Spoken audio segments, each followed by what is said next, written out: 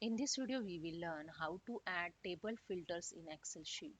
So let's start. This is my Excel sheet. I have here some data, location, product ID, category, subcategory, and product name. Suppose I want to see the data as per location and category wise. So I filter this data first and select the location. If I want to see the central location data in category furniture. So I filter this and we will see the result. All data is filtered.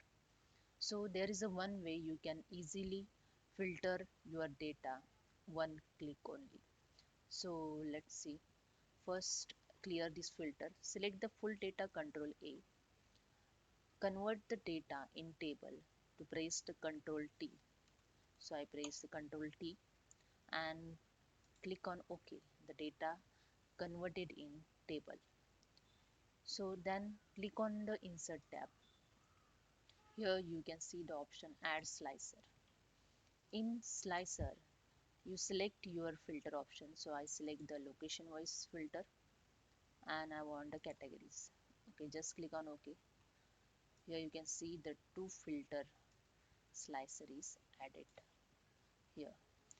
Now just click on the your location. I want the central location in furniture category data. So here you see the filter is automatically applied on your data.